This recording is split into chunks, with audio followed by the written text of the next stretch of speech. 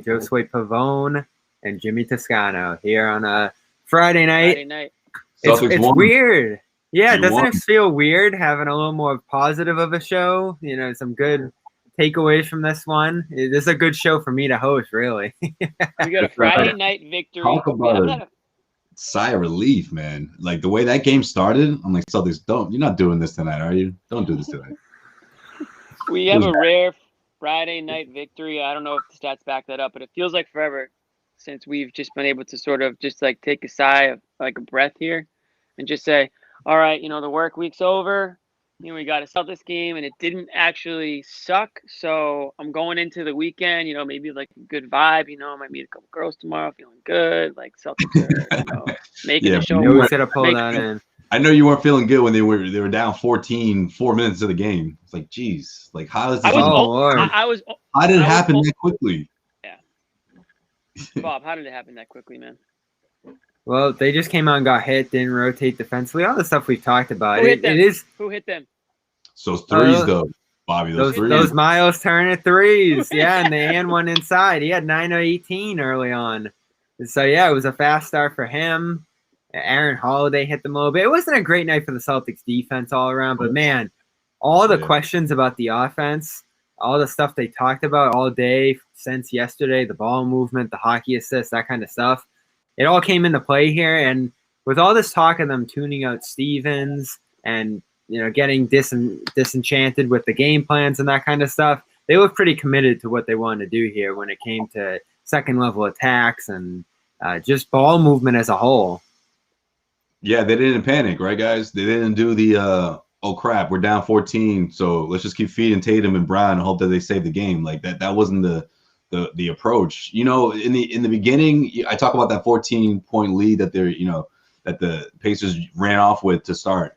But again, the Celtics didn't revert to being their old selves. And you know what? I like obviously what we saw from Daniel Theis as a whole, but I also like the fact that Kemba Walker, and I'm sure we'll talk a whole lot about his game overall, but there's a lot of instances where he looks for Daniel Theis and he's looking to him in a sense where it's like, look, I trust you. You're a key part of this lineup of this.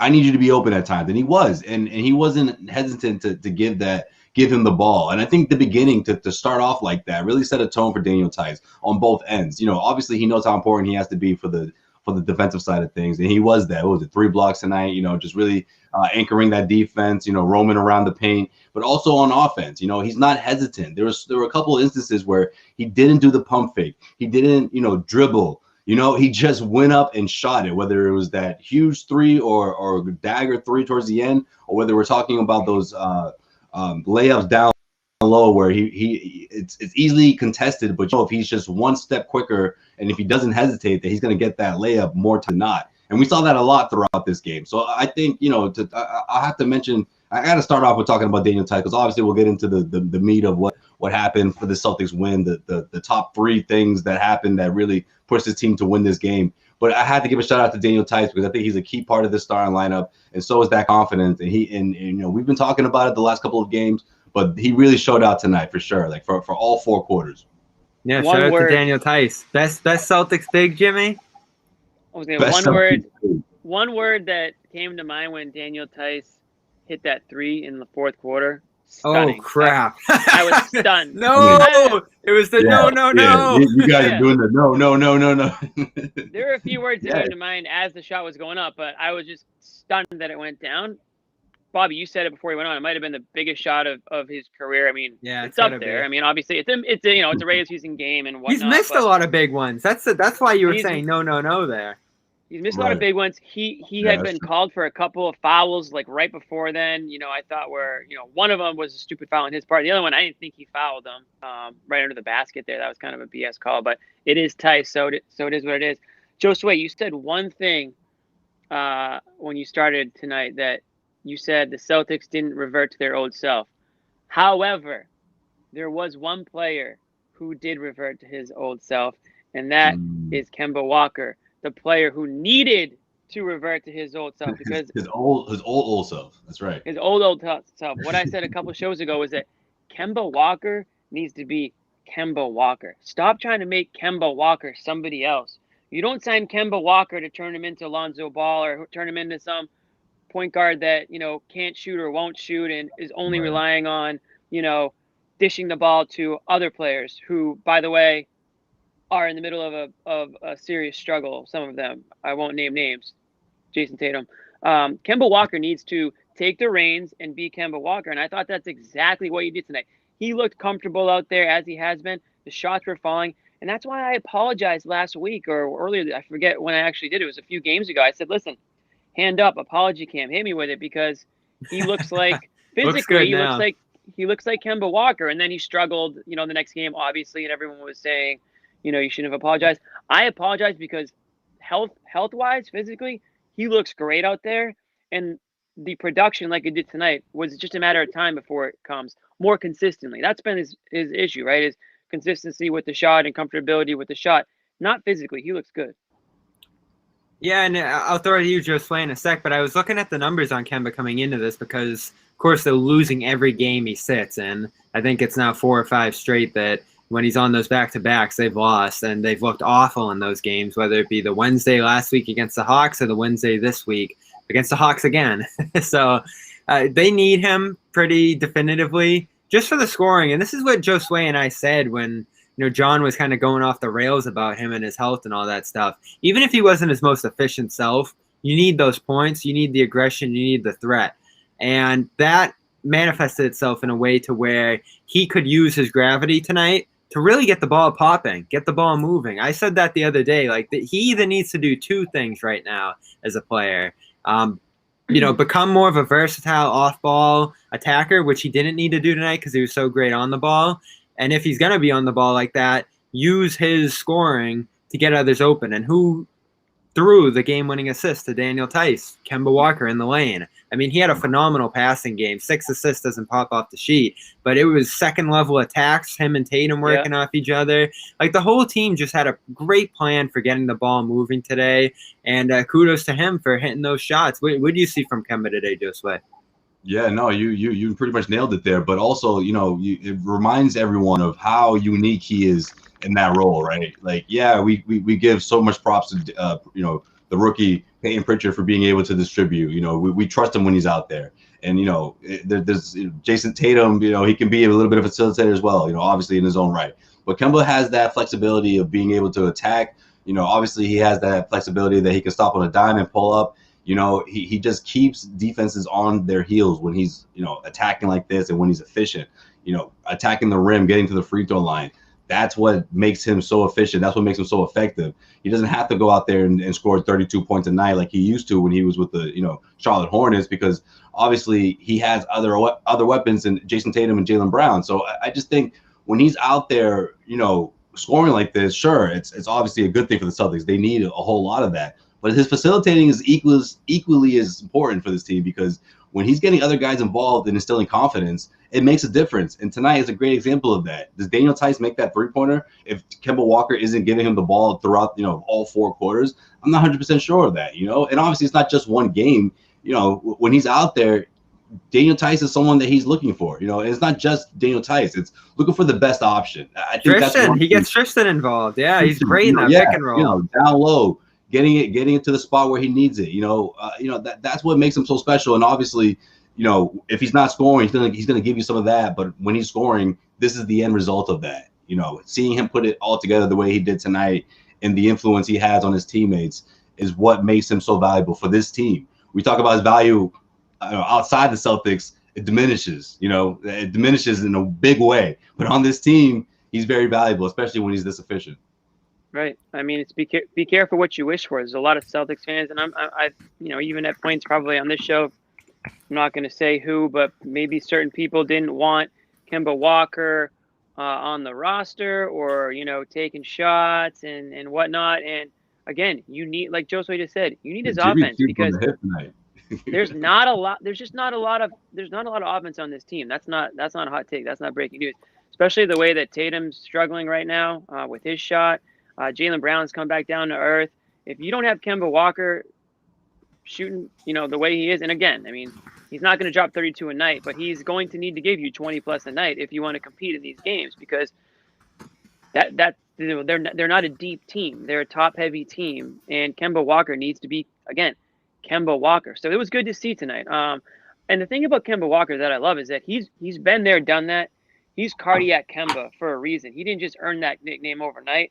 I mean, this is a true veteran in the NBA, a guy who has led teams in the past. I'm not saying he has a long history of playoff wins and all this stuff, but he's made a name for himself in college, back in UConn, all the way through the pros in Charlotte. I mean, there's long highlight reels of this guy coming up huge in big moments, and I think that's what the Celtics need right now, because it doesn't seem like Tatum and Brown are on that level right now. I'm not saying that they can't get there, but when I watch Tatum play, he's flat right now. I mean, he's slow with the release. I mean, he's going to shoot the ball 10 minutes before he shoots the ball, because for whatever reason, he's like moving in slow motion out there when he has the ball in his hands. I think defenses are picking up on that too. Yeah, he's using his size to shoot over players, but he's not necessarily getting a lot of space. Whereas when you see Kemba out there, I mean, he's in and out of guys. Like, this is the Kemba Walker that we know and love, right? I mean, he's the quick guy out there, cutting, step backs, like Bobby said, finding the open man. So listen, they need that more than ever. So it's good to see. That's pretty much all I got to say about Kemba Walker tonight. But yeah, and he earned being the main story coming out of this game for sure. Celtics deserve credit too for that plan they've had him on. Like, whether it's getting him back as early as they did or having him be this effective so soon. And that's what we're seeing at this point. For a little while, it was like, oh, he can have those great nights, but it's not often enough. It's just a spot performance here or there. He's piling up good one after good one at this point. And coming off those second night of back-to-backs, it looks like he's fresher. It looks like he has the burst and energy that this team needs as they come off these runs that are like 13 games and 20 nights or something like that, because he's not playing that level of minutes and games that all these other guys are. So you see Brown and Tatum, frankly, worn out by the wear and tear, the stretch that they're on. I think as a whole now, it's been 14 games and 26 nights or something like that. Tons of back-to-backs. Huge minutes. They can't come off the floor ever because of the depth of the team. And you're seeing the impact of that on Brown to some degree. I mean, I was a little more defensive of Brown on Tuesday when we were talking about the situation with the two stars there, and we'll get into that again a little bit tonight. But Jayson Tatum, I was more willing to criticize him on Tuesday because it looked like he had it, and then he came up short in crunch time. Tonight, he was just dead all night long, like from start to finish. And so you look at a game like this, and it's like, I know him being out there is great gravity. You saw them almost using him as a decoy at times, like a starting point for passing. But if you say gravity one more time, he just needs a night off, doesn't he? Like, he's screaming for a night off. And Brad's addressed it. He's like, I wish I could sit him a little more. I wish we could be up 25 points and get him some extra rest. But instead, they're playing close games every single night. And they're playing every single night. And you get a performance like tonight because of that. COVID has played a role in this all to some degree, certainly. A couple people in the chat are worried about his speed, about his agility, all this different stuff, and his production as a whole. But where are we on him? Is this just minutes? Is this COVID? Or is it something bigger, Jimmy?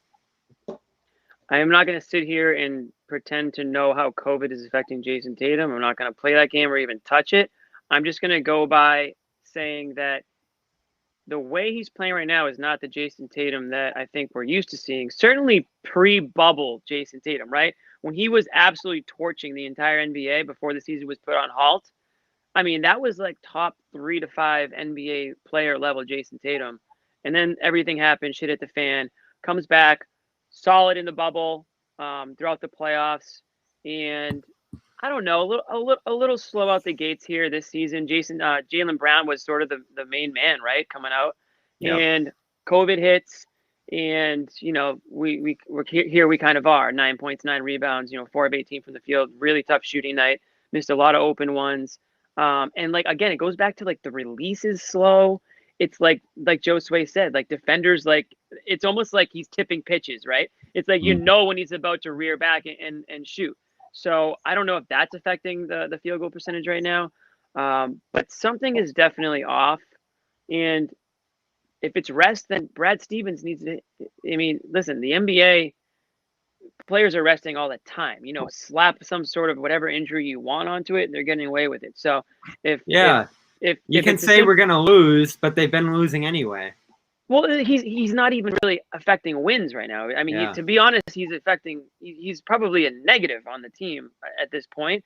So give him a break, give him a spell, like give him Sunday off. I mean, these guys suck on Sundays recently, anyways. So give him the weekend. Are they home Sunday? Yeah, I think it's the Wizards, right? So you've got a chance. Yeah, it's a night game. You've got a chance. Not a madman.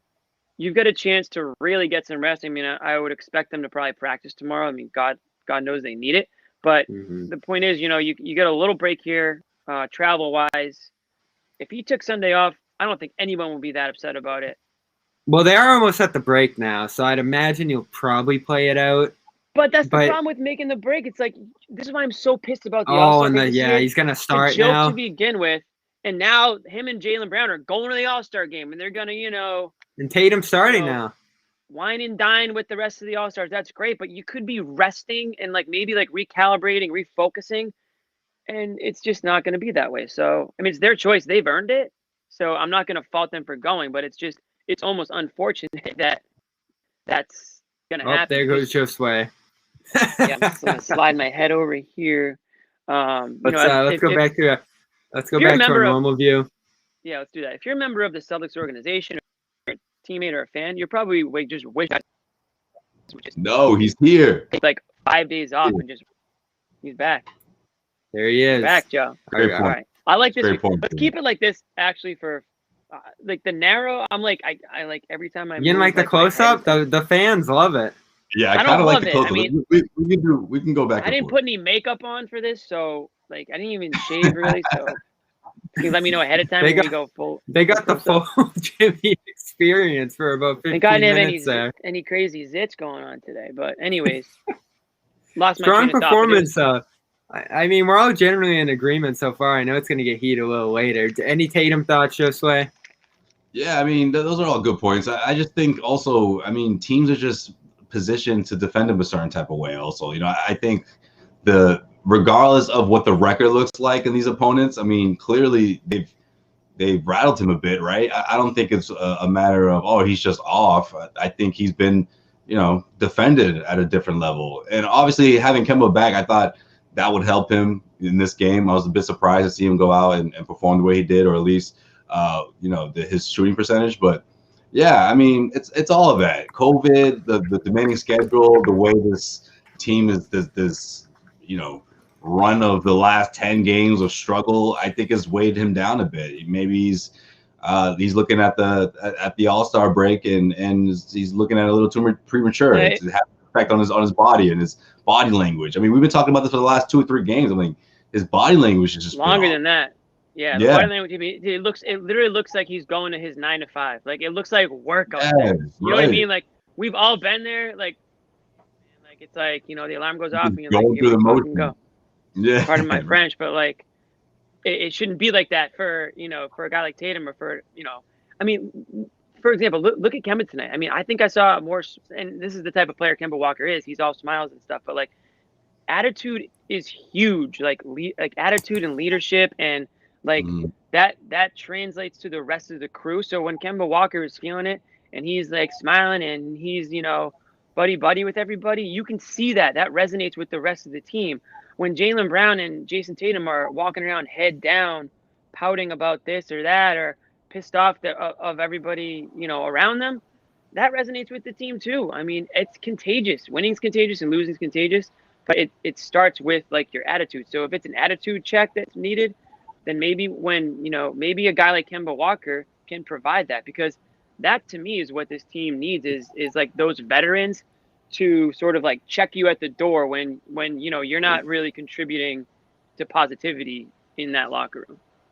So maybe that's what they need.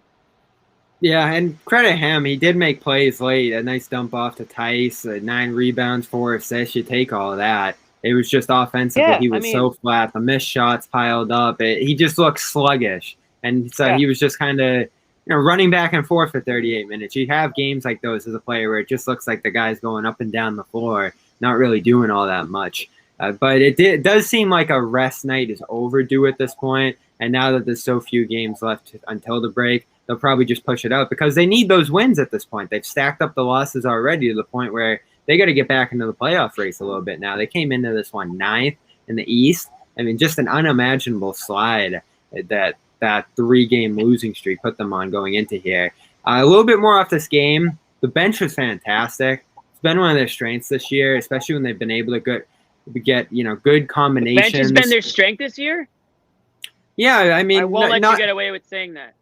Not like the bench, not the bench players. Get away with saying that. Not the bench players, but like the different units they've been able to put together and hit on some of the other team's second units. Tonight it was Brown and Kemba in that first rotation. They want to get 2 of those guys out there, sit Tatum for a little bit. And I think some of the other guys that you saw mixed in there, Peyton Pritchard, Robert Williams. Say his name. Say his name. And Jeff Teague with his best game as a Celtic. I thought tonight was even better than opening night. That's right. Getting the free throw line, getting involved in the passing sequences. You needed a guy who was going to move a little bit, get the ball down toward the rim, and pass. You needed a guy who could dribble in circles like that. You needed someone that, Yeah, it was desperation mode, but it worked. Was all part of his plan. No, he had that. That was all by design. Yeah. Yo, if you're in the chat right now, you deserve your own apology, Cam. Everybody in the chat who's been screaming trade Teague, drop Teague, this, that, and anything, you need to apologize. We're not doing an apology, Cam, off one game. No, not you. There's some commenters that think deserve that. They probably owe it. I mean, Teague gave you exactly what you needed tonight, right? Though, I mean, that's kind of what we've been asking of Teague, and kind of what I think we expected when he was signed. I mean, he couldn't be as bad as he was, right? And he couldn't really be that bad, right? And I said this back-to-back double-figure scoring games for him now. Right. And then in April, he's going to do it again. That's what it is. Every couple of months, he's going to give you those back-to-back performances. That's really what it is with him. Brad Stevens rarely gives up on a guy, and you just knew that there would be a time where Teague would contribute, and like Joe Sway said, there will be another game. Listen, it's not going to happen every night, but he's going to have to give you some games where he's going to have to come in and provide that little something extra off the bench. That's all you can ask for him. He's not like we spend way too much time talking about Teague. He's like your last guy in the rotation. You want him to be productive, but it's really it's not that serious compared to a lot of the other issues going on. He's not the reason they're losing the way they are. No, but he's not the reason they're winning either. When you lose a guard and you have one guard that can't play that much in Kemba, and then all of a sudden he's your only guard left aside from Pritchard, then it gets bad when a guy can't even play. He couldn't for long stretches of this year. He was just unplayable. The defense was disgraceful. The offense was startling. I think coming into Wednesday when he started getting right, he was 28% from 2. His 3-point percentage was higher than his field goal percentage. It was unreal, the level he was struggling at. But I'll give him this. 7 of 8 from the free throw line. I saw coming into tonight, he's a top 100 per 36 free throw attempt shooter. He gets to the line a good amount, and that's what I said. Yeah, he gets downhill, he gets into the thick of it, and he's another guy that can get the ball moving. Yeah. He drives head down to the basket, and he's not afraid to get contact and go to the line. I mean, that's the best Teague because, like you said, Bobby, he can't buy a basket right now. Or at least he couldn't, right? I mean, he's coming up short on almost all of his 2-pointers. And just weird, in the lane type runners that weren't falling. Yeah. But when he drives to the hoop and does his thing, he's relatively big body out there, and that's what they need him to do. And just don't limit the turnovers too, because those are driving you crazy too. They don't need him to go and score 15, 20 points. They just need him to, run the offense, get to the line, be aggressive, and hopefully, get shots for the guys who should be hitting them. So if he can play at all, we got to crazy. When he we would go out there, he wasn't scoring, but then he would just stack up these 3 quick turnovers in 1 quarter, and it's just the Hawks game Wednesday. Yeah, it's the Hawks game. It's yo, you are hurting this team when you're out there. Literally, just being out there is making this team worse. That's how you get a seat next to Taco real quick. You're that's how all of a sudden he was out the rotation, but now he got another shot. So Brad's giving him another shot here. And I think I think obviously something was going on, whether it was in practice or he was showing something that instilled confidence in Brad, and Brad, obviously the last couple of games here is paid off. Well, Wednesday too, he proved it out there as the only capable player, period, in that disgraceful game. I don't think any of us watched that one too closely. I don't think we jumped back into the film, but if you did, there was probably a lot of positive Teague stuff there too that made him feel like he could be the first guy off the bench in this one. And I love that rotation. There was all this talk. How are you going to get the ball popping? Zach Lowe writes that they're 28th in assist percentage. NBC's pulling out the hockey assist stat. I guess they were almost last or dead last in that stat. I don't really care about hockey assists, but you saw you saw a unit. Assist? Yeah, the secondary assists. They only have 2 a game. So Peyton Pritchard, Jeff Teague, Jayson Tatum, Aaron Nesmith, Rob Williams. When I see a lineup like that start the second quarter, that's activity, that's movement and cutting, which is what Brad emphasized pregame, and a couple different guys who can handle the rock between Pritchard, Teague, and Tatum. And when you have multiple ball handlers on the floor, and even a center and Rob who can pass a little bit, that ball is just going to start bouncing all over the place. So you saw a nice transition 3 for Nesmith. You saw Tatum's nice dump off to Pritchard on the back line, cutting. Rob, Pritchard, ton of activity in that pick and roll between them. The ball just started flying around everywhere with that group, and the bench was awesome tonight. It was like one of the smoothest bench transition points that we've seen all season. Really, as a whole, the Celtics looked like that team that started 8-3 for the first time since that stretch. All in all tonight. We need to dig a little bit more deeper into the bench and talk specifically about maybe the player of the bench and close to the player of the game. Thank you very much, Robert Williams. That's a nice stat line. Oh, look at that stat. Everyone, can we just take a moment? Jimmy tried to think of his middle name, and you realize he doesn't know. Sorry, you're right. You're literally right. You said Robert. I was about to make it up, and I was like, "Nah, I'm not gonna do that." Robert Williams the third. It's like the Shaq game last night. Guess his middle name. No. The funniest thing was when his first name. Guess his first name. Yeah. No, the funniest thing that happened was a week ago when Ernie was talking about it was halftime, and he was like, "Oh, but Pascal's been doing his thing. What do you think, Shaq?" And Shaq goes, "I don't know about this Pascal guy, but Siakam's the one doing it for me."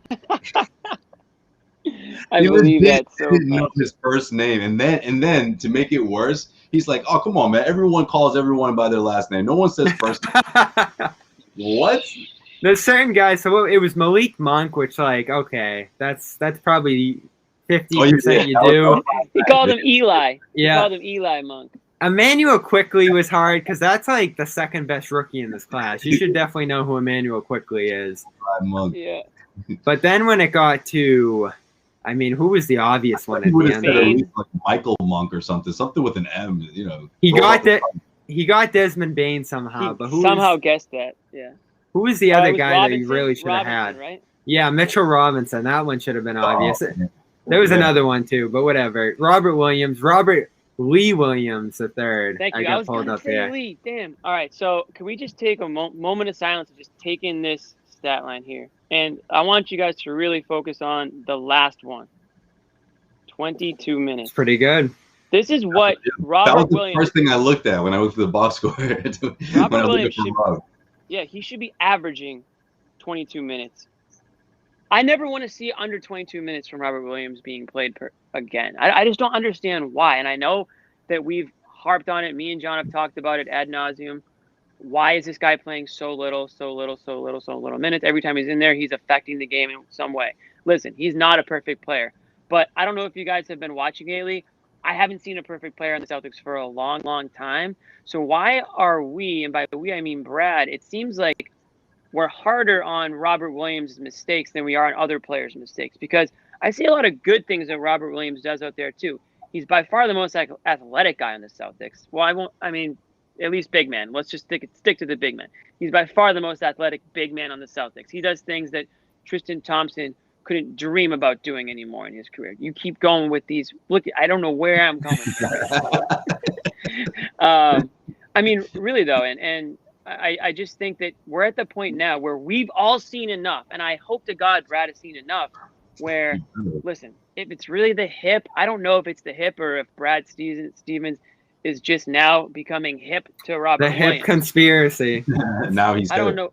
I don't know which one it is, but all I know is this: Robert Williams looks fine out there on the court. He looks fine. Physically, he's moving around well. Listen, he's not like defensive player of the year. I understand that he's going to miss rotations or he's going to randomly be out of bounds when, Sabonis is at the rim. I get those things, but I still think that what he gives you on both ends of the court outweighs the negative. So I am fully aboard playing Robert Williams way more than what he's playing, which I think he's averaging 14. It was like 12 or something. Maybe it was. I think it was around 14. It's been 15. No, it's been 14. It's been 14. He needs to be averaging low 20s. So there's not games where he doesn't play. It sways a little bit probably on matchups and other stuff and how he's looking because he does occasionally have a bad game where that probably slips. I feel like he's playing the right amount, not just from a production standpoint. How can you say that? But from a health standpoint too. He's playing hurt, Bobby. Get out of here. But this is my point. Stop babying Robert Williams. He's an adult. Bobby, I know it feels like it's his second year, but it's his fourth season. Third. It's his third. Right, fourth. No, but this is my point, Jimmy. You're right. It feels like it's fourth. Should be. If he's looking good, third, but it's the equivalent of a half of a season in terms of minutes. If he's looking good, if he's feeling good, then the minutes plan that they have, and it doesn't even really need to be a plan because there was no talk of him playing 30 minutes at the beginning of the year. No one. Then it's working fine. Well, he's at 22, so what do you want? 25? No, I'm happy with this. He's saying average. Why can't we get this all the time? I think different games call for different things. You got three centers. You got different matchups. That's the biggest Brad Stevens response I ever heard. I just think Brad's right on this. All right, so I'm going to read this from... Brad's right about everything. I'm going to read this from Brad. I'll throw it to Joe Sway, see what he thinks about it. So they asked him on 98.5 about Rob. Why isn't he playing more? Right? Yeah. He went on with... the whole thing. I hope you have the whole thing. Yeah, I got the whole thing right here. So right. The voice of the fans, and I'll give 98.5 credit. They've been hammering these interviews all week, asking the questions that people want to hear. So they ask him, everybody wants Rob to play more. Why isn't Rob playing more? And Brad goes, I love Rob. I love where he's going. I think Rob's one of our really, really good guys right now as far as energy, feel, and competitiveness, as far as what he's bringing on a nightly basis. He's had a couple of games here where he hasn't been quite as good, but for the most part, he's been what we thought after the bubble he was going to be. I'm just leery of bringing him along too quickly, especially in this stretch. This stretch has been insane. Our guys have navigated it. It's not been easy, and at the same time, we need him on the court, but he's not going to be a 30-minute per game player. We'll try to up that as the season goes along and make him feel as good as he can. Him being his best throughout the whole stretch is what we're shooting for, and that probably means less minutes now, more minutes later. So there you go. Yeah, I'm not surprised by that. I mean, it makes sense. I think honestly, it speaks volumes to the pattern of the knocks against Robert Williams. Right? We've been talking about this all season long.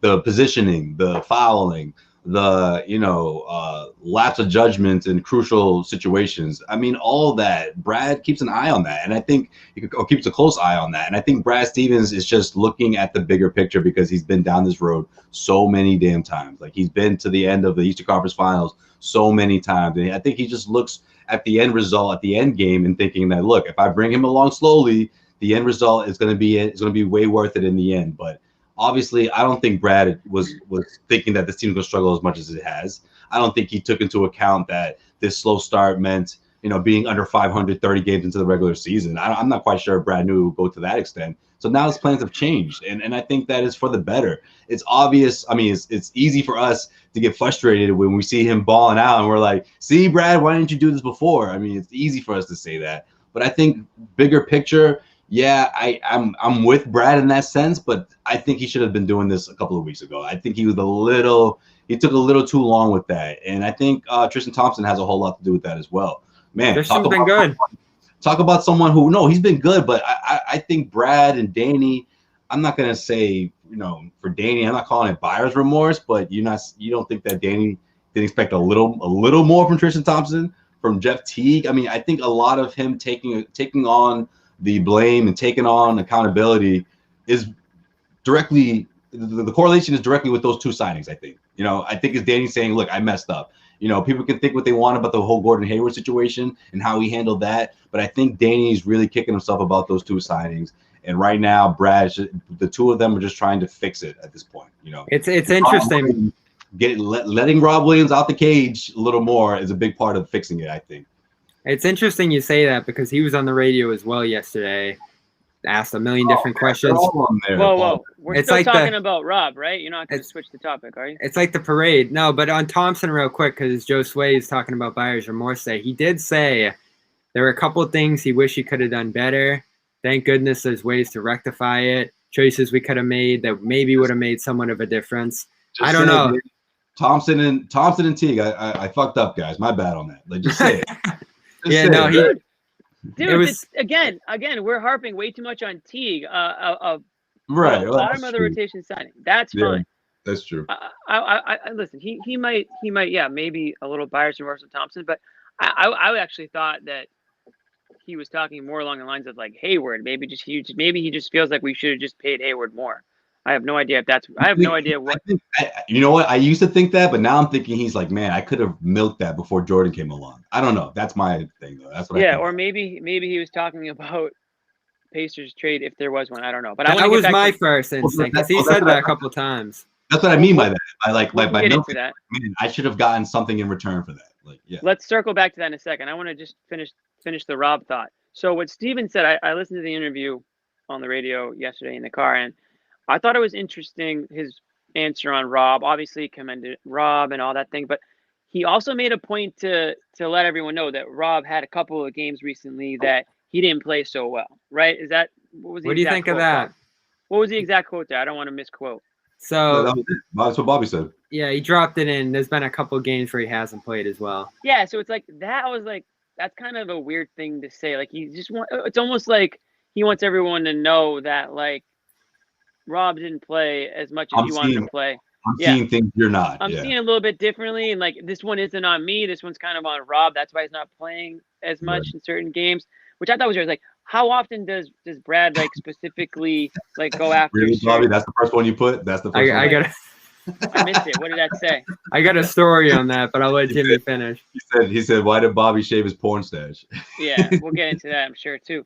But yeah, I just think that was interesting. I think, and it's been the whole Rob Williams situation has been very interesting to follow because it does feel like the better Rob plays in the more minutes that he gets, the more heat Brad gets for not playing him sooner. So it's like almost like a vicious circle of like, do you play this guy more and he continues to play well and then people are mad at you for not playing him more? Yeah. Or do you continue to use this, we're limiting him because of, the health or the hip or, he's not playing as well as you might think he is sort of thing. To me, it's just, listen, you play your best players, right? It's not rocket science. If there's a guy out there jumping around and jumping over the rim and blocking shots and grabbing alley-oops and everything like that, and the other guy, Tristan Thompson, isn't doing any of those things, I compared Tristan Thompson to like a very boring stock that like probably just sort of like it's almost just like a good place to put your money and you don't really have to worry about it like losing any money, but you're never going to really gain anything. And Robert Williams is like GameStop, right? Robert Williams is like GameStop right now, and it's like depending on the day, you're either on the moon or you've like lost everything. So it's like GameStop's back today, baby. Exactly, Jimmy, GameStop. It's like, yo, Jimmy, what's wrong? Yo, fucking, I went all in on the Rob stock, man. Yeah. Yeah. Yo, he played 12 minutes last night. I don't know what's going on, man. I don't get it. Honestly, it feels like Stevens shorted Rob and like everyone else is just buying up Rob and Stevens is now having to like buy back Rob in order to make Rob not tank but go to the moon. It's like it's a very complicated situation. So that's how the Celtics relates to Reddit meme stocks right now. But long story short, Rob great analogy.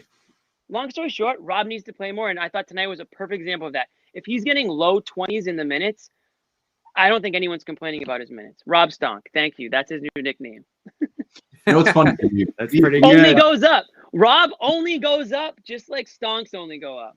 You know, it's funny, Jim, because we talked about, Brad Stevens and obviously the conversation of his future in Boston and all that, a couple of nights ago. And it's interesting. We give him so much props, or at least in the beginning, right? We talked about that too. The narrative was we give Brad so much props for being able to reach certain players, right? The guys, the underdogs, the ones that just need that opportunity to shine. He can get it out of them, right? But with Rob, it's different, right? We are almost like, wait, no, we're not trusting your judgment on this one, Brad. No, Rob is better than you think he is, right? So maybe we jumped the gun.Maybe we should have waited this one out. But again, 30 games in is 30 games in. So he's doing it now. So I guess that's the most important part of it. I wish he was doing it sooner. Right. But I don't think this is one of those what happened like a month ago where it was like, oh no, he's in there, he's a lock, and then he played like 7 minutes against the Lakers or whatever it was. A top tier team where you're like, okay, he disappears, or Brad's not quite sure if he's cemented to the rotation or not. I don't think we're there anymore though. So I'm giving Brad a pass. I'm willing to give him a pass up until this point. But that's considering Rob isn't going to revert to being playing 7 minutes one night and playing 18 minutes the next. Listen, this comment, I understand that thinking, but I again, like Tristan should theoretically be good against big bruisers. I just don't think he has been. So again, if he was, I totally get it. I just don't think he has been. No. So that's the issue. And listen, I'm not trying to dwell on the past and bring up the past. It's like, just play Rob 20 plus minutes a game, and we won't have to keep going back to why isn't Rob playing, because every time he does, he plays well, because he'll just be playing, right? And if we're proven wrong, we're proven wrong. At least let's get proven wrong. We can't even have that opportunity. I think I'll just end by saying I think Rob Stonk was born tonight. Well, let's make it clear. I mean, no one's upset about the production here. Like, I'm not. I am absolutely blown away by some of the impact he's had, the growth. Again, year over year, Joe Slay mentioned how far into his career it is.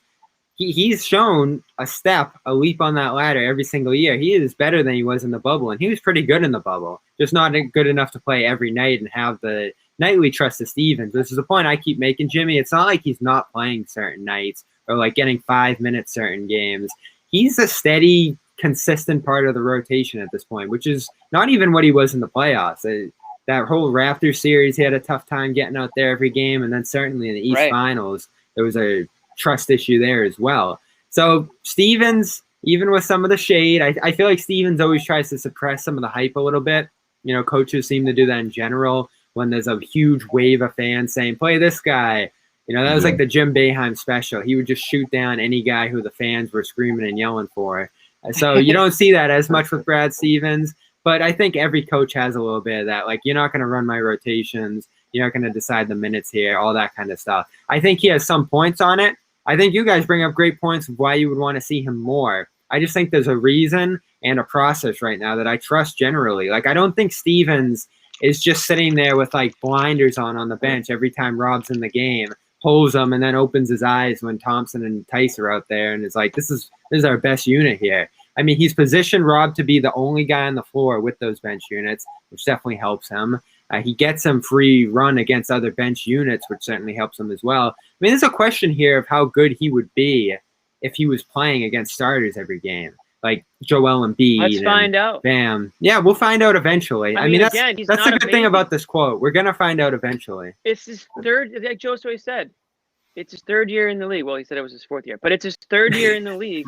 Let's take the training wheels off. At some point, you got to know what you have, right? I mean, at some point, he's going to become a free agent, and you have to know, what is this guy worth? That's a good point, too. They might have to extend him this offseason. Right. And I mean, if you're Rob, at what point, if you're Rob, are you just pissed? Like, listen, man, I'm trying to make a living here. I'm trying to get paid myself. Demand a trade? No, but like, well, I mean, how can he build his value on the bench?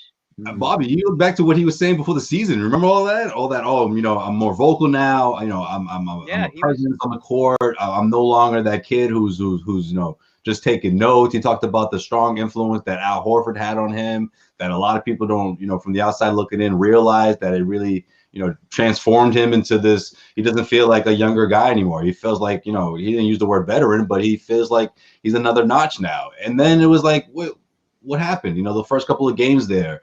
And then, Grant Williams was still in the rotation. But Brad got him in there, right? Little by little, or at least maybe I shouldn't put it that way, but Robert Williams got himself into that rotation, got himself more minutes little by little. So, I mean, it's been ramped up. You know, it wasn't like he's just been thrown into the fire here, you know, within the last week or so. So let's go back to and we'll get on to the Turner stuff in just a second here, but I do want to say this because of the Thompson decision, and we're hitting on that a little bit. Do you think they would have signed Thompson or even gone for Myles Turner for that matter if they knew what they were getting in Rob Williams this year? Because I don't think this was clear, especially with what I said about his playoff performance and the unreliability there. If they knew that he was going to be a steady presence who could contribute, impact every game he played in, Thompson's probably not here, and Turner's probably not here either. They probably do use in another direction like John wanted to see, which could be what Ainge is alluding to as well. I don't know. It would have been really risky. I mean, Rob was giving you next to nothing in the playoffs because, again, he wasn't playing. So I don't even know how you go into this. I mean, if you went into the season with Rob as your, backup big or whatever, that's really risky. That's really, really. Grant would have been playing a lot again. I was going to say Grant would have to, Yeah, I mean, listen, I'm not saying that Rob should have got 20 minutes last season, but maybe he should have got more minutes last season than he got. I mean, I do know that Bam torched him and torched everybody, and he wasn't ready for that. But how much more ready could he have been had he been maybe playing a little bit more? It kind of goes back to the Neesmith argument. It's like at some point you do have to play this guy. He's not going to get any better for you sitting on the bench. And now all of a sudden he goes from a DNP to he's getting 20 plus minutes a game here. Whether or not you think he's playing well or not, I mean, he's getting the experience, he's getting the burn, and it's the only way he's going to get better. So maybe if Rob had been brought along a little bit sooner, we're talking about the fact that he's already averaging 20 plus minutes a game instead of 14. Maybe he's playing more this season, is providing more depth for you, right? Or maybe he's worth more. Maybe he's a better asset if you're looking to make a trade at the deadline. And apparently, whether or not you are, we've been over this a million times, you don't have a ton of assets. Well, guess what? Rob Williams is becoming a better and better asset for you by the game. These you're going to go in that direction, huh? Well, these performances put him on the map. I mean, do they not? If he's playing 12 minutes a game, coming in at the end of the first quarter and the third quarter and being buried again, who's talking about Rob Williams today or tomorrow or on ESPN? Nobody. So that'll be the interesting question. If they do make a deal this year, he could be a guy teams ask for. And if he's the future center of this team, that could be harder to swallow if you're swapping out a center for a wing or, flipping positions in terms of what's coming in versus what's going out. Because ultimately, Tice, I tend to think is gone. I've talked to people who think they're going to get him back on the mid-level. We'll see. It's probably going to be somewhere between those. It's going to shift one way or the other on that front. Grant, I think the whole center thing with him's over at this point, of course. And then Thompson, he could be here next year because he's signed. And if he's not, I don't think anyone would be surprised either. So the best option you have for next year and beyond that is Rob. And if you're drafting another big or bringing another veteran, that's sort of like a long-range process again. Rob shows you more than anything how long it takes to get a big out of the draft ready to roll. It can take a long time. So he'd be a tough guy to swallow in a trade at this point. And even if he is one of your valuable guys, you want to make sure you're getting back at least someone who can fill minutes at center. Fortunately for the Celtics, center isn't one of their more important positions, but they've had good guys to fill it, whether it be Cantor or Horford or whoever over the years, Zeller, even back to those days in Olenek. Right. But this goes back to what we've been saying is that you have this TPE, which is literally nothing, right? It's literally nothing. You need to have a Rob to get anyone to pick up the phone if you're looking to get back a guy that's going to match that salary that the TPE brings you. Otherwise, you're going to hang up because Rob is a proven asset as opposed to just a draft pick that may or may not amount to anything. So the better Rob gets, it might be the better he gets, the harder he's going to be to trade. But it's a good thing either way because it allows you to, open up your options. And that's why I've been saying, if you hold on to that TPE, you might be able to pair a proven asset like Rob with it in the offseason where he's worth more in the offseason than he is today. If he continues to have the run that he's having, and if he does average 20 plus minutes a game and he does put up similar stats, more often than, like he did tonight more often, I mean, that becomes a legitimate asset. And so that's what you need in order to have Orlando pick up the phone for a player like Vucevic, right? I mean, ultimately, that's what you're looking for. So if Danny's looking, and Danny will do it. I mean, we've seen Danny do much bigger trades than Rob Williams. So if he can flip Rob and some picks for an all-star level center like a Vucevic, you're damn right that he would do that. So what's the ceiling on him, Josue? That's the question you ultimately have to answer here. John was throwing around Clint Capella. That's been a popular name. And Clint's a great player, like a high-end role center. He's not an Anthony Davis or Karl Towns or anything by those means. He's a great player to have. Ultimately, though, if you get a piece that makes sense now, there is kind of an argument that maybe you would give that up if you think it's really going to be a move that moves the needle on the team or is sustainable in the future, all those different things. But right now, all the stuff I mentioned, that, like, you can extend him for cheap now probably. He was just such a hit in the draft. He fits so well with Tatum and Brown and all those different things. I'd really be hard-pressed to give him up. And I think that ceiling could just keep getting a little bit higher year after year. It hasn't plateaued yet.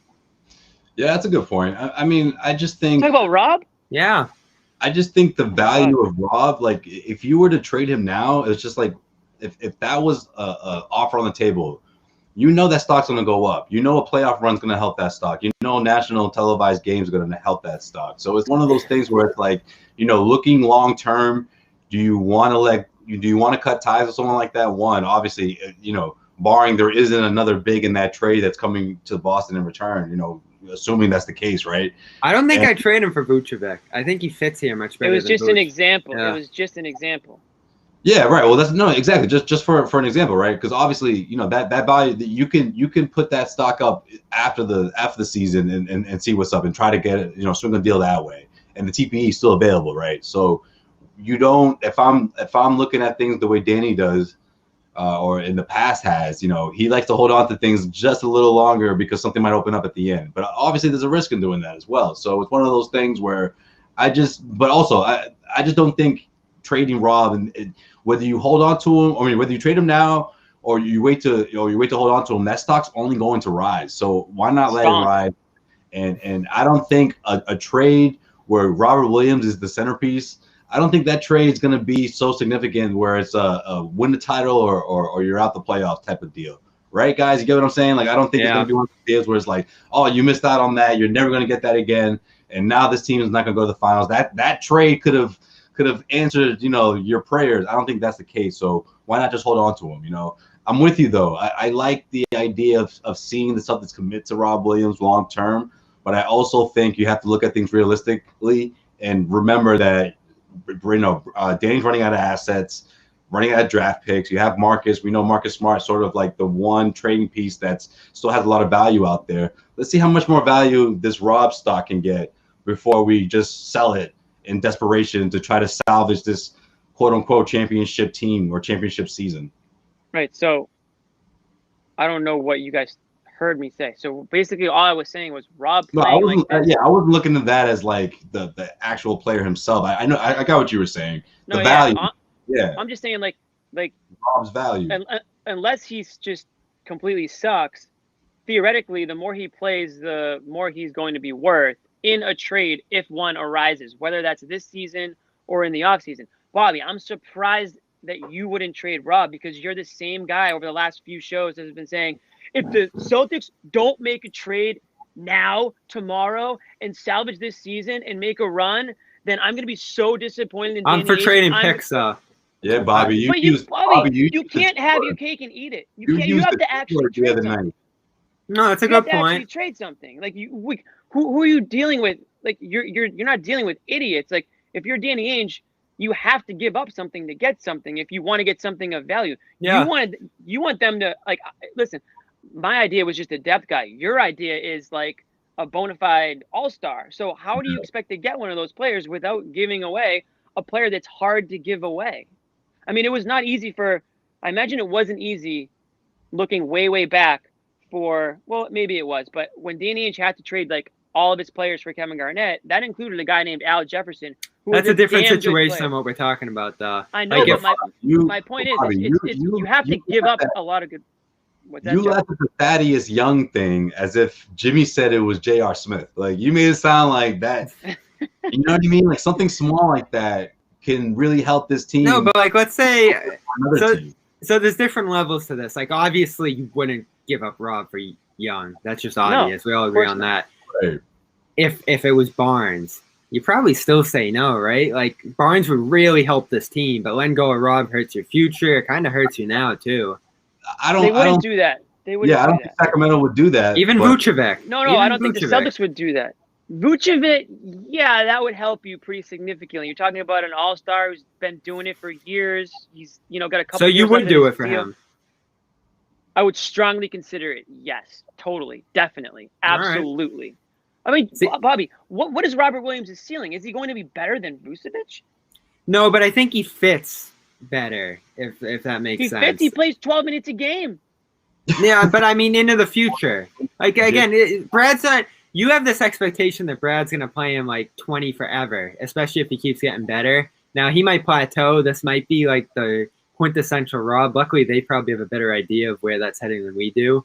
But if there's upside here and he projects to be the future starter, cost control, like, again, I think what's really awesome about Rob right now is you can probably extend him for what, like 10 to 12 million a year, Josue? Like, it wouldn't be all that much. And Vucevic makes like 28, right?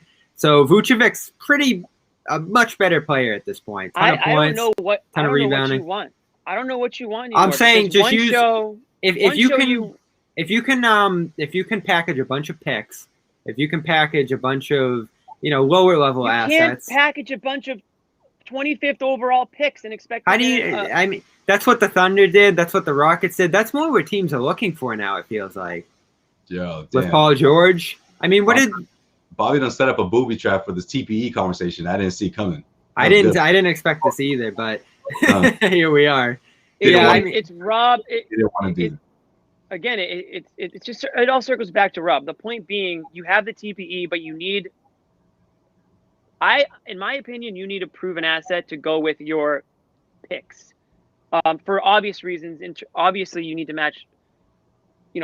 I just think a team wants to get a player back too. You can't just be a complete sell. They want to get a guy that they can at least, bring into the fold, build around, have some sort of effect. So you think Rob alone, and again, I know you would eat Vucevic on the TP. So you think Rob alone would be more enticing to the Magic than 4 first-round picks?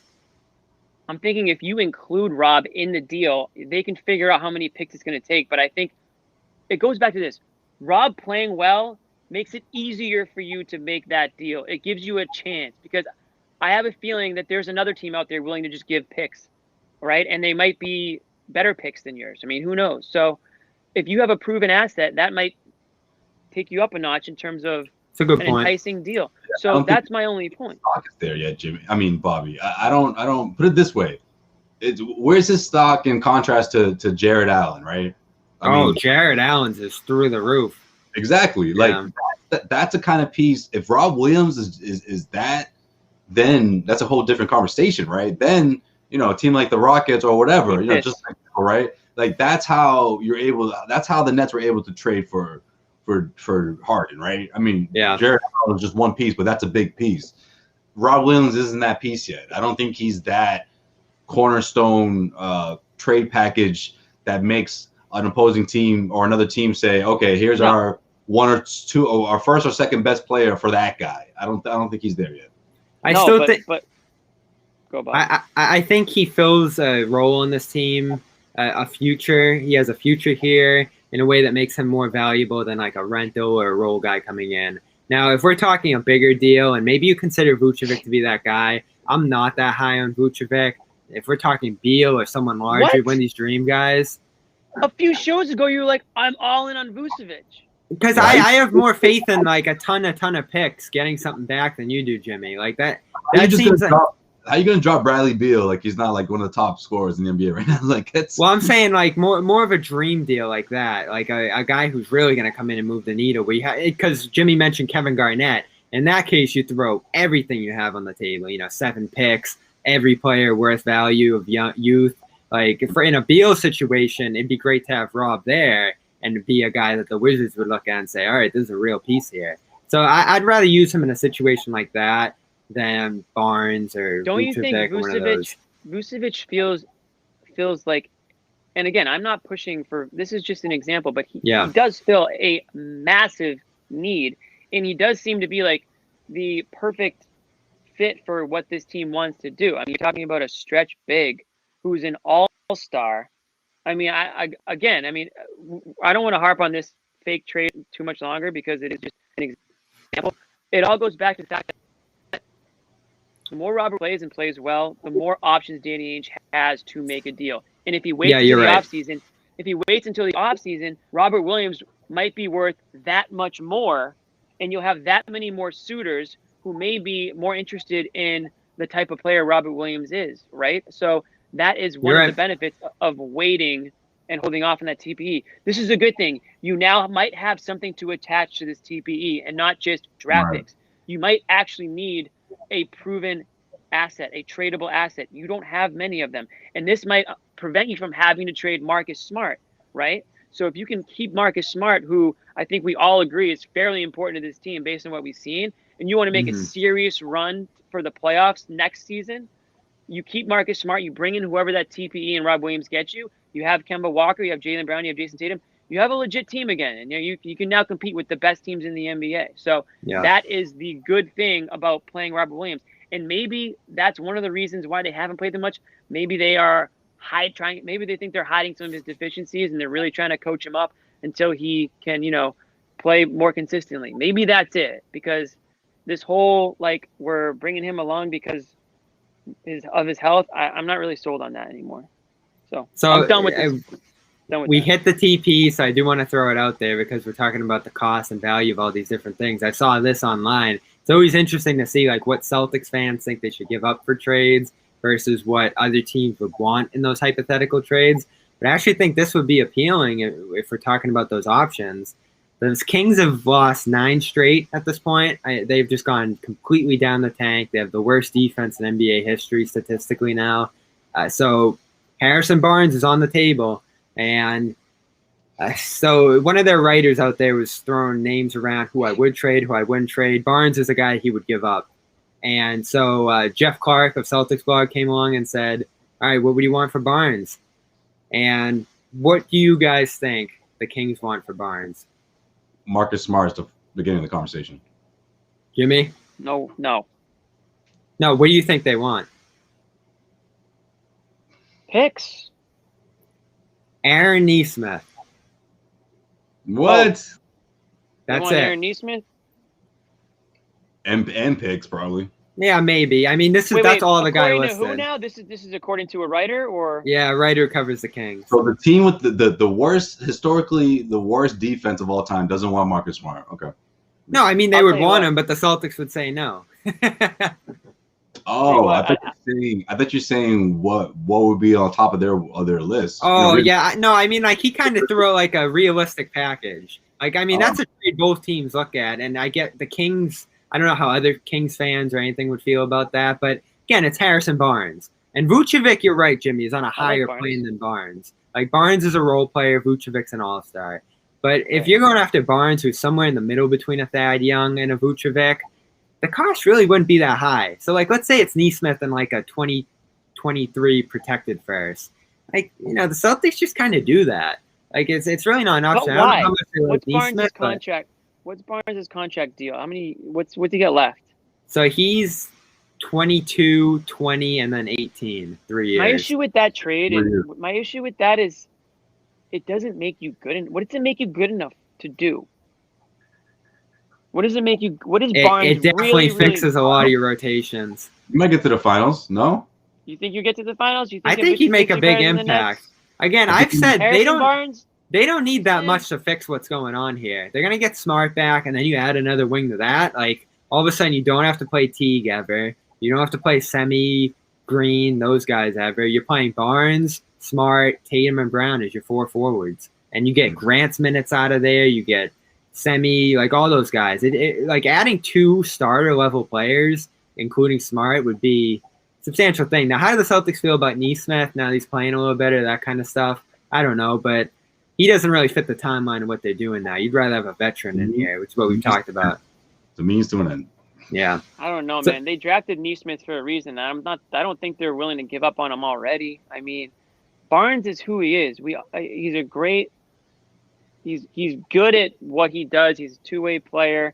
He's probably got friendly deal though, Jimmy. He's got some leadership qualities. And that's my point too, Jimmy. Like if you get a guy like Barnes in a year or two, this contract is gonna be it's good value.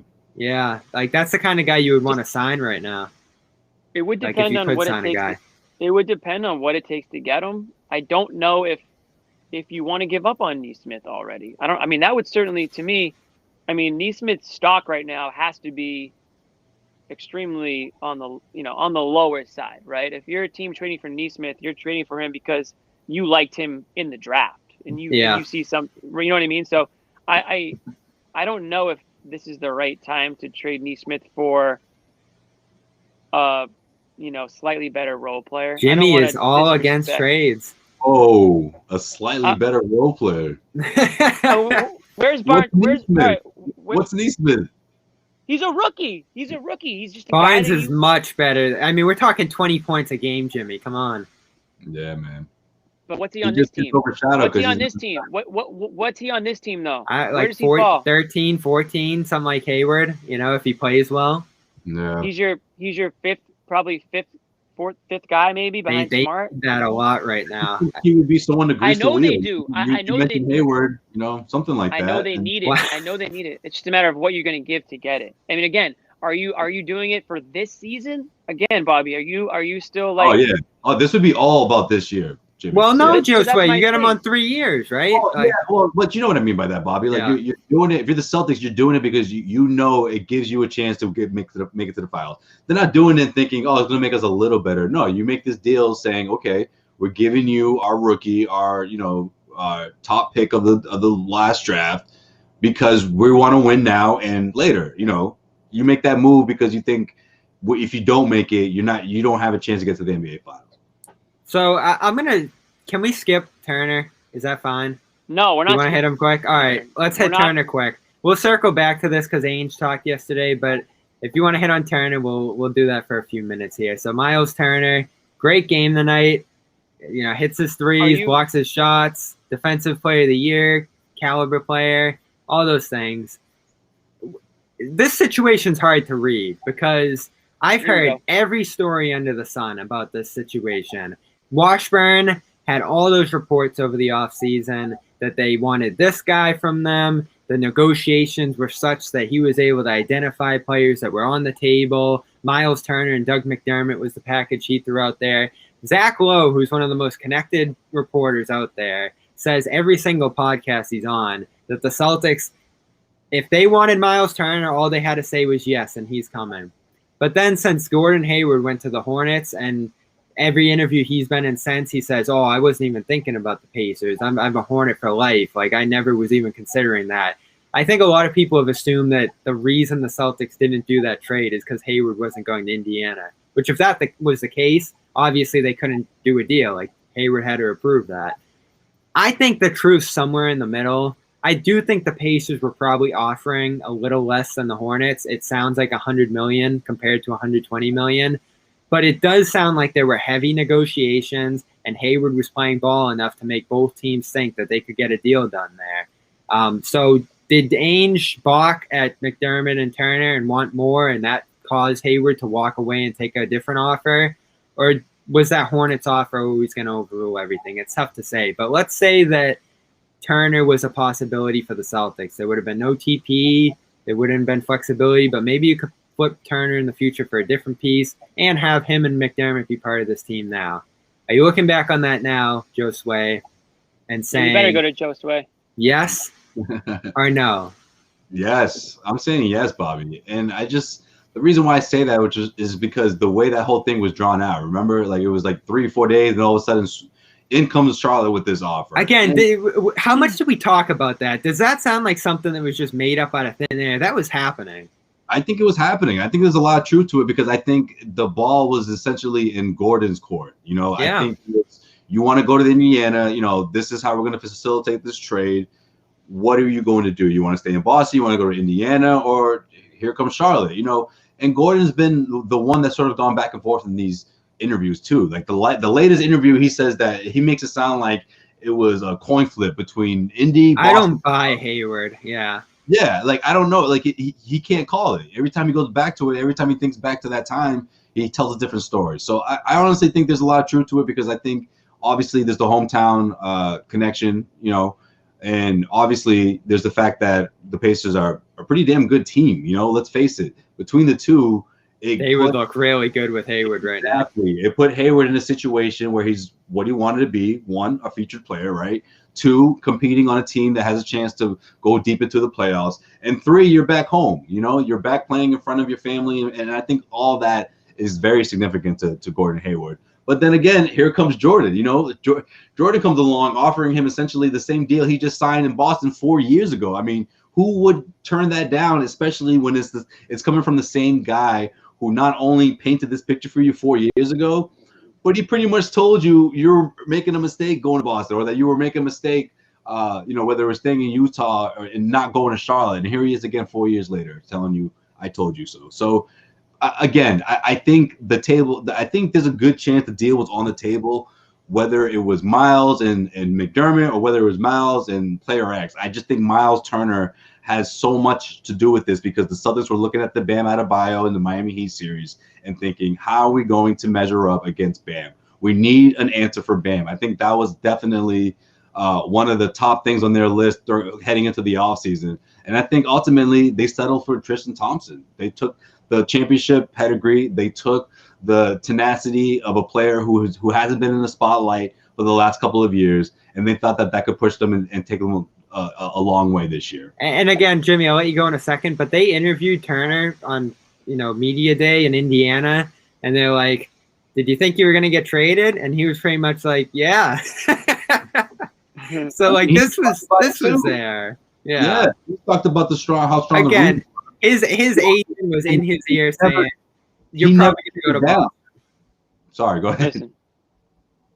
No, well, I'll just say real quick, he never shut it down, whereas Victor Oladipo, you remember, like a week or two after the initial reports, he's just like, I don't know who's saying these things, but I haven't heard anything about me getting traded. Myles Turner never did that. He never shut them down. Okay, so I don't know you guys, I don't know what's true and what isn't. I don't know if Danny Ainge had the deal on the table. Let's just pretend it was, because it probably able to make it. Right. Let's, for the sake of argument, say that it was. They could have gotten Myles Turner and Doug McDermott back, and Gordon Hayward goes to Indy, which I'm stunned he didn't go to Indy, because I just assumed Robin was calling all the shots, and if she was like, yo, we're going to Indy, he's going to Indy. So maybe that extra money was the determining factor. I'm sure it probably was. But if the question is, did Danny Ainge make a mistake if that was an offer? I think the answer is very obvious, yes. You're basically talking about, you could have Myles Turner and Doug McDermott, or Tristan Thompson and a TPE that you may or may not use, right? So for all the fans and for all the Celtics reporters who were saying, Myles Turner's not even any good, he stinks. Like, here, Tristan Thompson and the TPE is way better than Myles Turner. I just hope that you guys take a freaking lap, because you're wrong. You're wrong, and you're so quick to defend Danny Ainge and Brad Stevens and Celtics this, Celtics that, and you want to poo-poo the fans who see a good player in Myles Turner, see what he's capable of being a stretch big who's young and on a pretty good contract, of which I heard many times was untradeable. You're going to sit there and tell me right now, Bobby, that Myles Turner's contract is untradeable? I don't think so. So it's very funny how quickly the narrative can change on a guy like Myles Turner, who would most assuredly be starting for you and playing a hell of a lot better than Tristan Thompson would. So for everybody who wants to go back into the archives, pull up your tweets and your snarky comments on Myles Turner and Tristan Thompson and Danny Ainge and people who, think that Myles Turner's a good player, I hope you do. And I hope you do a few push-ups tonight. I want 17. I want 27. I want 30. 17 points, 10 rebounds, 3 blocks. That's 30 push-ups for every single one of you people who are poo-pooing the idea of getting Myles Turner And Doug McDermott, who, by the way, last I checked, you need a backup wing too, right? So does he not fill that role? Yeah, I think he does. So Sure let's does. just not even ask the question anymore of whether or not this was a mistake, if it was an option, because 110% it was a mistake. All right. You make a good case, Jimmy. Mic drop. I think it's time. Ether. Phoenix. Oh, Here we go. Hey. Yeah. For all the people that wait an hour 15, you get what you deserve here. There's no way I can hold out on anymore. And there's a couple Let's points. go. There's a couple points I'll make ahead of it, but you're right, Jimmy. Having Myles Turner and Doug McDermott is better than having a $28 million nothing that needs to be packaged with other things. And let's just face it, the Celtics haven't defended the paint at all this year. Turner's as good as it gets at that. He might win Defensive Player of the Year, which is a status award. So a guy like Turner winning that is no joke. So his production's been through the roof. He irks me with certain things he does, but there are other plays where he's at the top of the offense and can dribble downhill, get to the rim, and lead possessions in a way that would get the ball popping a little bit with this team. I don't like his three-point shot. It's only 32%, but it's better than nothing. Would he be blocking Rob a little bit? Maybe, but Brad sorted that out with Thompson. And let's face it, I've liked Thompson, but he's been miles and miles better than Thompson has. And on a night like this, rebounding's his weakness, but he had a strong rebounding night here. So would he have been the perfect big? Would he have solved Bam? Would he have solved Embiid? All those different things.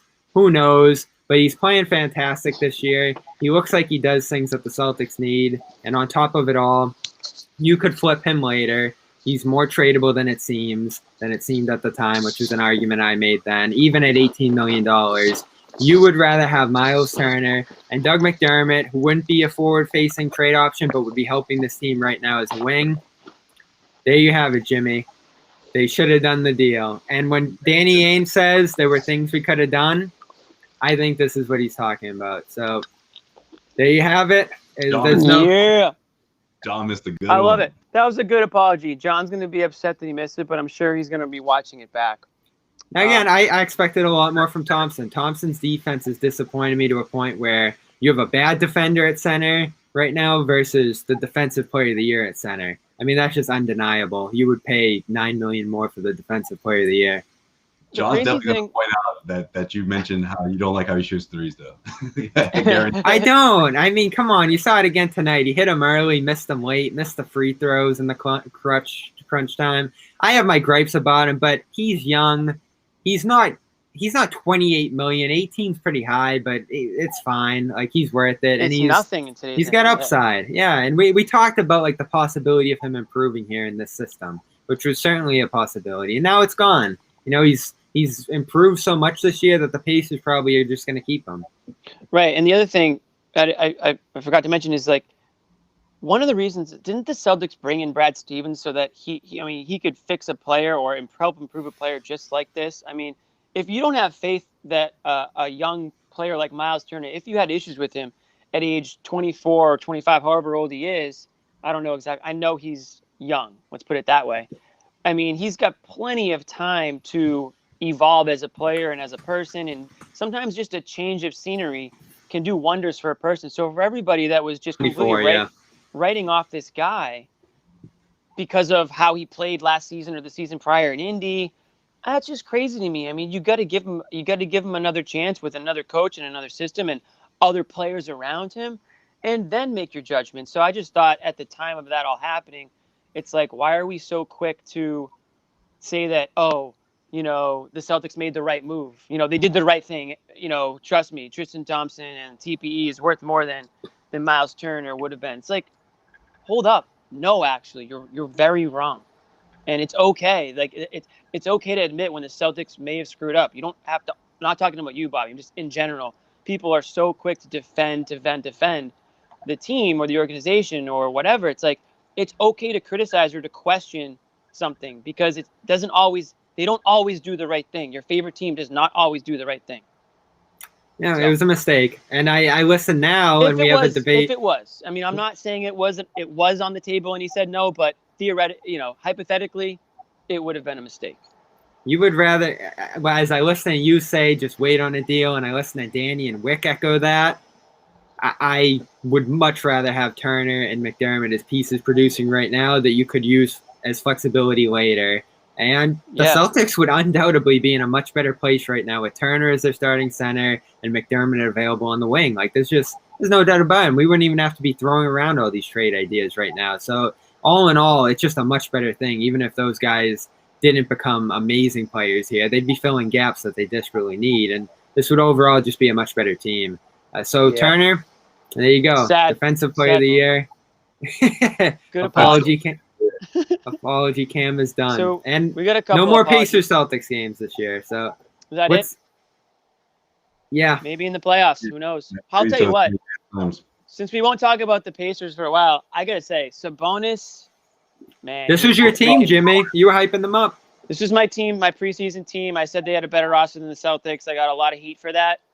I mean, geez, if they didn't lose Warren, I mean, this is a team that does have a better roster than the Celtics. I mean, they've traded Oladipo, so they've changed a little bit, but man, they've got a good team, man. Yeah. I mean, Warren's been out this whole time for them, and he was like their guy in the bubble. So they're fun. And Sabonis, Karis LeVert, they picked up LeVert for Oladipo. Great trade. LeVert, I mean, he's hurt. Like, what is it? Did he even play? I don't think he even suited up. They found a cancer on his kidney in the trade physical. Right. And he had surgery to remove it. Right. I mean, it's a blessing. Which is insane because if he didn't get traded, God forbid, they would have never known. Crazy. Jeez. And they kept him. They could have went back in that whole deal, but we're gonna ride with this dude. So that's he's coming back soon. They knew it was treatable and all of that, so they just said, we'll keep him. Yeah. Yo, I'm still going to Brooklyn though, right? Yeah. And he's a great player for them. So I mean, they're gonna get better. But Sabonis, man, he's like a polished veteran already. I mean, his dad is Arvydas Sabonis, so what do you expect, right? And he's an all-star now. They named him to the team. He gets his $1 million. Deserving. And his low post moves, like, man, he's just, I mean, you want to talk about Rob Williams. I mean, he worked Rob Williams. So, I mean, there's certainly, we talk about Rob Williams, but there's certainly a lot of room for growth for Rob Williams. When you look at a guy like Sabonis at such a young age and, like, the stuff that he's already doing, I mean, his passing as a big man, it's not a surprise because Arvydas Sabonis was an absolute savage on the Trailblazers, one of the best European basketball players of all time. And he came here late. That wasn't even his prime. Yeah, exactly. Yeah. This guy's is he the most underrated player in the league? He probably is. Sabonis? Right now? He's up there because he's in Indy, so he's kind of buried in, a low. Who's the most underrated player right now, Josue? I don't know. That's funny. I was just thinking about it. I feel like it changes every couple of years, right? A couple of years ago, it was Jokic, but now the secret's out, right? Conley was kind of that guy for a little while. Then he got hyped up, big money. Booker was, those first couple of years in Phoenix. Booker's a beast. Now he's snub, but now he finally got in. So that's a good question. You know what? I think that's fitting. I think that label fits him for this season at least. But the secret's out. I think the secret's still coming out on him too, right? I mean, if they make a bigger playoff run this year, their hump has been the Celtics. The Celtics just keep beating them in the playoffs. So maybe they'll have a chance to meet again this year, and Indy will get a chance to really hammer home the fact that they didn't do that trade. I think that's good for tonight, guys. Ainge said some stuff yesterday, but I don't think it's worth hashing out. It was a lot of the same stuff. No, man, we got a lot of. This is good. Yep. So we got Sunday. It's Celtics Wizards. I want to say it's a night game, Josue. Yes. Are you serious? We're gonna do Wizards again? Yep. There we go. Another under 500 team that the Celtics will try to break that streak. Aren't they? Yeah, they are closing in on a playoff race. And in fact, yesterday, before the Celtics got this win, Boston was only one game above Washington in the loss column. So they were one game from falling to 13 from 9. They're 6 out of their last 7. That's it, Jimmy. This was supposed to be the easy part, right? Because after this, geez, Clippers, Raptors, Nets, Rockets, Jazz. 9 games in 14 days. Raptors are on fire.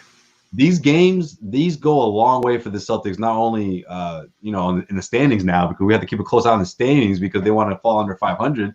But also heading into the All-Star break. I mean, I think it's really important that momentum just to be at a certain space mentally and obviously physically in the standings. We want to see the Celtics team, 500 or maybe one game over 500 before the All-Star break, which would be a really, really good thing for this team because you look at the schedule. I mean, if they split the next 4 games, I'd be impressed, honestly. Hey, win out at home. Why not? The 9-5 at home. The Wizards are beatable. They've smoked the Raptors twice. And who's the other team in this final stretch? Nets. No, the Nets is after the break. So is it just 2? Sorry, yeah, I know. Clippers and Raptors. Oh, Clippers. I mean, they beat the Clippers too in LA. So these are all teams they've beaten, besides the Wizards, of course. But you know what? That's not too bad then. Yeah, you're right. Yeah, I thought the Brooklyn game was right before the break. That's right after the break. Okay. Yeah, they go to Brooklyn. So Wizards have won 6 of 7. Of course, smoked the Celtics 2 Sundays ago, so they'll get a chance to bounce back on that this time. Bradley Beal, all the different things, Russell Westbrook that they throw at you. Did you guys see the ending of Wizards Nuggets last night? I did. Yes. Oh, what a joke. Man. So Jimmy, they had a fast break. There was like 5 seconds left. They're down 2. They got a 4-on-1 fast break going the other way. Jamal Murray's on the ball. There's one Wizard defending. And Murray stops at the 3-point line. All 3 of his teammates are lined up at the 3-point line waiting to catch and shoot a 3. They're down 2. There's a wide open lane to the basket for all 3 of those guys. And Murray just whips it to the guy Campuzzo, who completely bricks a 3 and they lose. Poor Campuzzo. He's actually a beast. Yeah. I honestly I never felt more like a boomer in my life. I was like, go to the rim. Oh my God. All 3 guys are lined up ready to catch and shoot the 3. Bro, I had a flashback from my high school head coach. Like, are you kidding me? Like nowadays, it's insane. Like the way basketball, the approach now, like to pull up at the 3-point arc with no one in front of you, that was unheard of growing up. Like you would get benched so fast. Oh my Lord. Oh yeah. So fast that no one would talk to you for the rest of the night. And then you had to run extra suicides in front of the entire team for that freaking ridiculous move you did. Like that's the way it was, Yeah, and so their coach said, like, that's not what we want to do there. But you're right, Josue. Like, it's a mentality that this is what we do when we're in transition, even if there's 2 seconds left and we tie by 2. It doesn't even matter the score, the time, none of that matters. Like, no, it's just open 3-point shooters. Get it to them. Like, it's like, no, but that's a higher percentage shot. The 2-footer, the layup is better. Michael Porter, Campuzzo, and Monte Morris are the guys waiting for that 3. Millsap, I hope he screamed at him the next day. At least that didn't happen to the Celtics over this last week. So, Wizards, Celtics, we'll see you on Sunday. What do you got, Jimmy? I'm just looking at some scores tonight. Big win for the Heat tonight over the Jazz. I mean, watch out for the Heat. The Heat beat the Raptors, too. They're both bouncing back. The Heat are not the Heat from the beginning of the season. They are like healthy again, and Butler and Bam are doing their thing. I mean, they're just ripped off 5 wins here. They're going to probably win the next. Hopefully, we can say the same thing about the Celtics. Hopefully. They might go into the All-Star break on an 8-game winning streak. They have 2 against the Hawks and then 1 against the Pelicans. I mean, Jimmy's been back. Butler, right? Butler's been back for a couple weeks. Yeah, I mean, he's definitely back. I mean, he had 33 points tonight. Suns keep winning. Clippers win. I'm just saying, like, when you look at that East is wide open, but there's a lot of competition in that East right now. And the Celtics are Hornets on ESPN for once? I mean, that's a team right now that should be on national TV a lot more than they are because they are fun to watch. The Hornets are they're one of the most, because of Rozier, man. I love how quiet Jordan's been, right? Remember, he used to go to the games. He used to do, like, it's almost like he's like, okay, things are going well. I'm just going to take a step back here. Hey, shout out to him. I mean, they're only 15 and 16, but it's better than last year, and they are just so damn fun. Well, that's the thing. I'm not jinxing it this time, guys. I got a lot of money on this. On what? No, I'm saying Jordan. Jordan. Yeah. Oh, for sure. A lot of money on these players. This is it, guys. This is it. Well, that's LaMelo Ball. The crazy thing about, like, the whole Hayward thing is, like, when he chose Charlotte, everyone was like, well, he just, he'll fade into, oblivion. He's gonna play in an organization that doesn't matter, on a team that sucks, and blah blah blah. Take your money, blah blah blah. But it's like, maybe like they actually have like a good something going there. Like you just talked about it, LaMelo Ball. Yeah. You want to talk about apology cam? I'm not gonna go on one because I never had like a hot take on him, but I just did not believe in LaMelo Ball at all. I just did not think that he was going to translate to the NBA. I was like, this guy's all show. He's not going to play defense. He just wants to hit like the half court shot. And he's like a poor man's Damian Lillard or something like that, right? But dude, he's coming on like, I mean, this dude's he's a megastar. Like the crazy thing about rookies or like him, for example, like if you go on his social media, let me go on his social media account. You got for 1 second. I just want to see how many Instagram followers he have, because like the crazy thing about like these rookies or these athletes these days, he probably had millions at 14. 6.5 million followers on Instagram account. Like it's like these kids are like Hollywood megastars already, and like I just feel like they've got so much extra pressure, or like I don't know, it's like so much more on them than back in the day when you were just like a rookie coming into the league and like that was kind of it. But like, I mean, forget the rookies coming in, Jimmy. There was a recruit for Syracuse for 2022, Dior Johnson. He was like a top 5 recruit that we had signed. And this guy already has tens and tens of thousands of followers. His videos on YouTube have hundreds of thousands. Like he's got like a whole cult following of just like, not only like his peers, but just like millions of fans online who just like watch him, whether it's his mixtape or some of these young guys like Sharif Cooper at Auburn have like documentary things like coming out of high school. So like it is insane. So you wonder like, is this guy like got his head on his shoulders, or is he all like just about like the fame, or has it already gotten to his head? Does he want to put the work in, or is he entitled? So like with LaMelo, I was like, man, this kid's just like he's in for a rude awakening, but like no, he's playing well. Well, the game's the real deal. Yeah, his game is pristine, and he's a ball mover, so guys are gonna love playing with him. Like he's not jacking shots; he's just dishing the ball around to all his teammates and the veterans there, so they're happy about that. Right. But yeah, they're a ton of fun to watch. It just every single year the league bets on certain teams. Like the Celtics are on national TV every day. No one wants to watch them right now. Now the Pelicans last 2 years, they've been kind of underwhelming. And you end up in a scenario where you have a team like the Hornets who are never on national TV. The Raptors are never on national TV for different reasons. And the league kind of gets screwed. Like, remember the Terry Rozier game winner? Someone had tweeted out that night. They're like, damn, the Celtics are on national TV tonight doing this, and they're over there winning the game on 3. He had like 20 points in the fourth quarter, and including the game winner. See, the NFL throws a lot of that stuff around and mixes things up and changes national TV games. That's probably something the NBA is going to have to look at into the future. Being a little more flexible. Yeah, flexing stuff. Yeah, they definitely should. What was I going to say? I was going to say one other thing, but... Well, while you... I was just going to say, I'll just keep wrapping up the Ball thing. LeVar Ball gets a lot of shit, rightfully so. But at the end of the day, I mean... Was he right? He did a pretty damn good job, right? I mean, LaMelo, Lonzo... LiAngelo is doing whatever he's doing, but the bottom line is, I mean, we don't mention the middle child there, but I mean, he raised 3 freaking ballers. I mean, 2 of them are going to be in the NBA for years and years to come, and I'm sure he's like the most annoying dad in the world. It sounds you get that vibe that Lonzo's like just like, all right, Dad, like just like back away, like get out of my, you're bothering me, like you're embarrassing me, like go away. You get that vibe, but like at the end of the day, like. I mean, you kind of got to tip your hat to them. Like, he did what they're both fantastic players. They're great players, and honestly, like they seem like good dudes too. I mean, I don't know them personally, but I have no reason to believe. They seem like way nicer than their dad, right? Yeah, pretty much. Yeah, they probably spent their entire childhood just like apologizing for their dad, so they're probably pretty nice guys. Their dad was the marketer, because honestly, those two, right? Like Melo's part of the AAU program, right? If I'm not mistaken. Yeah, Melo had a game that a game that visually spoke to people. There's only one Melo, bro.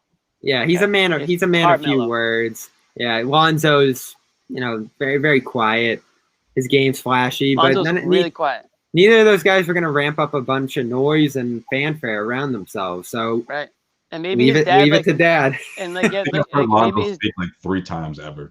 Dad took the heat probably, and like took the distractions away from the players maybe a little bit, but also like kept them in the limelight a little. So he created some distractions, but he definitely created some. It's the marketing. It was the But marketing. I think I'm not going to give parenting tips here because I'm not a parent, but like I guess now he probably needs to just like sort of like let them do their thing now. It's like you did your job, Dad. Like you did it. Yeah. Like you should just like sit back and enjoy now, kind of like. But he has though, and I think that's a good thing because I didn't expect that at all. I thought he didn't at first though. I thought he was here to stay, for at least the first few years. Yeah. But I think the media was like letting him too. I think the Lakers got to him. The Lakers and LeBron. Once LeBron came, it was like, that's it. That's it. We're done with this. Like no more distractions.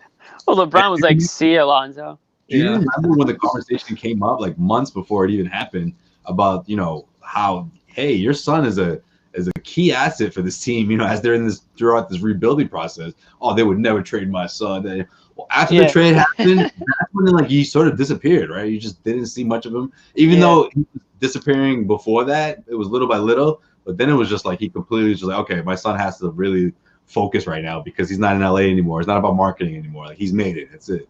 Yeah, right. Lonzo ended up with the tough entry into the league, going to LA and having the Lakers stuff and all that, and now he's moved on to less scrutiny in New Orleans. Unfortunately for LaMelo, for LaMelo, what were some of the options he could have gone to? Number 1 was Minnesota.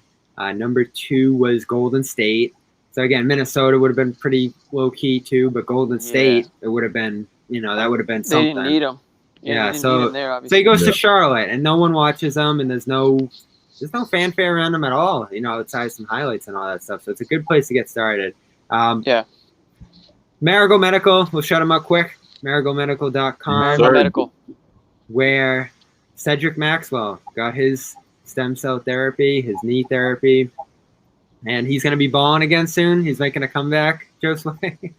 I mean, he won't get out on the court. So I'm trying to get him out and just do some sprints or something, Maybe a little clinic. CLNS pickup game, maybe a little CLNS. Yeah, a little CLNS tournament, the 3-on-3. Okay. Max would be the one to go down the court with the mic in his hand, commenting.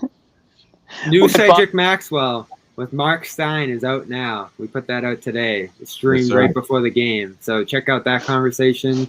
Talking Luka Doncic versus Larry Bird.